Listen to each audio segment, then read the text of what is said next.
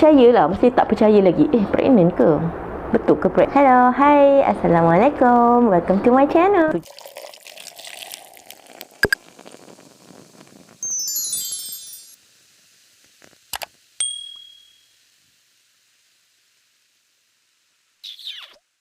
Tu disuruh baring, and then dia scan perut, kemudian dia cakap, okey puan, puan mengandung, and baru 5 minggu lah, 5 weeks dia kata. So sangat-sangat kecil lagi. And then kalau puan nampak, dia tunjuklah dekat mirror pula, dekat tempat yang dia scan tu, dekat monitor tu. Okey, ni kantung baby dah ada, dia cakap. So nampak kan, dia cakap masa tu. So Kak Syah macam, oh okey lah. Kemudian masa tu dia terus suggest, okey puan kena minum susu, okey, sebab baby akan ambil you punya kalsium, dan dia akan ambil lagi zat-zat lain. So you kena tambah zat you, dan you kena tambah protein, you kena tambah you punya kalsium lebih, dia cakap. And you kena kawal you punya pemakanan and everything lah. So masa tu Kak Syah macam, okey doktor.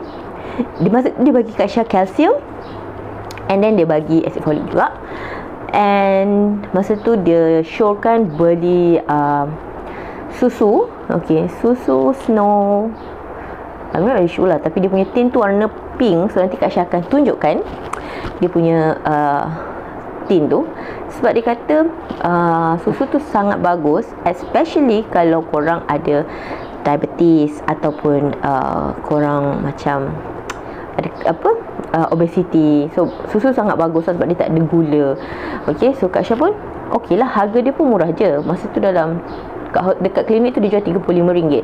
So Kak Syah try lah, Kak Syah beli, Kak Syah try, and ada orang bagi tahu Kak Syah rasa susu tu tak sedap. Rasa dia macam rasa karat. Tapi bila Kak Syah minum, dia tak rasa karat, tapi dia rasa macam minyak ikan. Okay, so Kak Syah boleh telan je susu tu, sebab Kak Syah suka minum susu. Cuma susu tu dia ada rasa yang agak kuat sikit. So boleh je minum. Tapi kalau korang yang tak suka susu, I think korang tak boleh telan susu tu. Okay, tapi why not kan, untuk kesihatan baby. Kak Syah pun minum lah susu tu.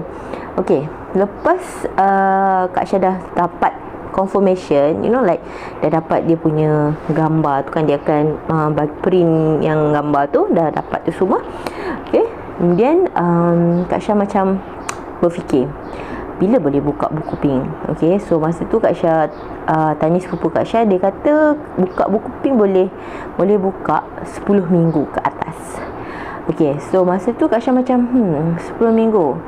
Bila Kak Syah Google, ramai yang cakap buka kalau boleh seawal yang mungkin. Okay, so untuk pastikan benda tu, Kak Syah pun pergi telefon KK. And KK kata, yes, boleh datang 2 minggu lagi. So that's mean 7 minggu lah. Kak Syah pun okey lah. So masa 7 minggu tu Kak Syah pergi klinik desa dulu. Okay, so buka-buka klinik desa. Dan untuk pengetahuan korang, untuk buka buku pink, okay, so dia akan tanya soalan-soalan lah. Dan masa tu korang akan timbang berat, korang akan dia akan check darah tinggi, dan dia akan tanya several question pasal keturunan semua lah. Okay, so masa tu dia check perut. Dia kata tak rasa apa lagi sebab masih kecil. So Kak Syah pun macam okay, just okay je lah. And then dia kata kena ambil darah semua. Dan kemudian satu masalah kat situ, dia tak ada doktor. So dia kata agak susah sikit, sebab kalau kena jumpa doktor nanti kena pergi KK. So why not you terus you pergi KK, tak payah nak datang sini lagi. So Kak Syah macam terima dia punya cadangan tu, dan Kak Syah pergi KK selepas itu. Okay, so Kak Syah buka buku pink tu dekat klinik desa. Kemudian tapi check up tu, appointment doktor semua pergi kat KK terus. Okay, dan kali pertama Kak Syah jumpa doktor kat KK, okay, Kak Syah dapat doktor yang sangat garang. Doktor perempuan India, dan dia sangat garang. Okay, dan dia banyak bagi nasihat-nasihat lah. Kak Syah bersyukur sebenarnya dapat jumpa doktor tu, sebab dia sangat strict kan. Bila sangat strict ni, banyak benda tau, dia macam marah. So bila marah Kak Syah macam okay. And masa kali pertama check, darah Kak Syah rendah, bacaan dia rendah, and dia sangat membimbangkan lah masa tu. So dia kata kemungkinan besar thalassemia ataupun kurang zat besi. So dia tak pasti yang mana, so kena buat ujian darah. Okay, and memang Kak Syah pergi buat ujian darah. Okay, kemudian dia terus bagi zinc copper. Okay, dan Kak Syah dah tak makan acid folic lepas tu, sebab dia kata zinc copper tu dah ada semuanya, sudah cukup dah untuk you, so you tak perlu tambah lagi acid folic ke apa. So you just makan zinc copper. Ada orang dia tak boleh telan zinc copper, dia akan muntah, pening-pening. Okay, tapi Kak Syah alhamdulillah boleh telan zinc copper tu. Dia cuma rasa pening, okay, dan macam rasa macam tak best. Kak Syah hanya makan sehari sekali.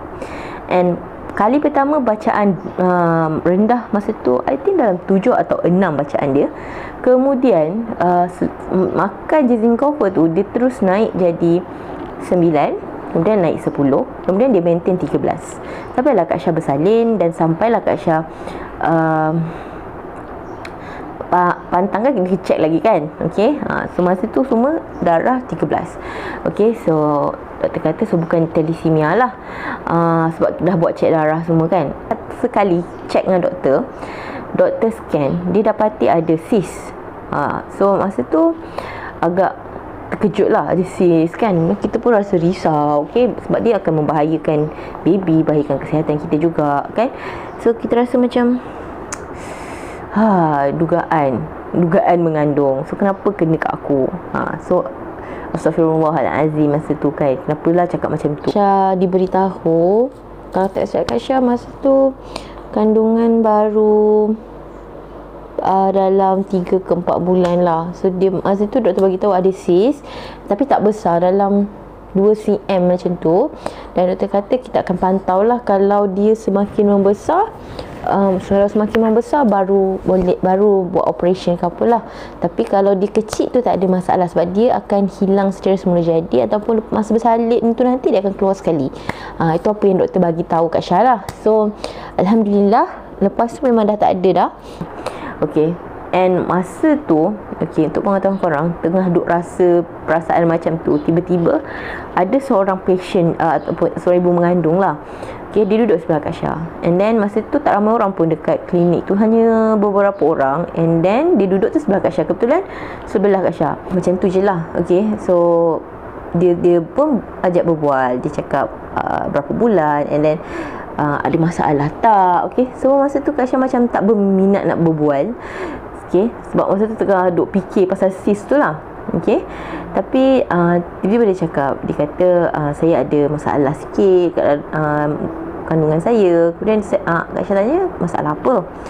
Dia kata ada darah beku dekat dalam kandungan dia. So doktor tengah decide sama ada nak keluarkan darah beku tu, ataupun nak biar dia teruskan mengandung je. Sebab masa tu dia baru 7 bulan. And masa tu lah Kak Syah rasa macam tertampar sekejap. Okay, Kak Syah rasa macam ada orang yang lebih dapat ujian lebih daripada Kak Syah. Orang tu lebih bersyukur. So kenapa Kak Syah kena mengeluh? So rasa masa tu lah. Okay, dan untuk pengetahuan korang, ibu-ibu mengandung sekarang masa tu lah, okay, sebab ramai, and then yang disampaikan tak cukup kerusi. Okay, kadang-kadang kita terpaksa berdiri kan. Okay, satu dia memang korang kena buat persiapan daripada segi fizikal dan mental. Sebab korang akan seorang diri, pergi cek seorang diri, korang akan dengar doktor ceramah, doktor bagi nasihat tu pun seorang diri. Apa-apa doktor cakap pun korang kena dengar seorang diri. So tak ada husband tak boleh ikut. And itu je lah yang menyebabkan Kak Syah rasa macam tak berapa nak seronok. Okay, sebab sama ada berita tu berita gembira ataupun berita sedih, like kita seorang je yang dengar kat dalam tu. Okay, alangkah gembiranya, seronoknya kalau suami kita pun dapat dengar sekali kan.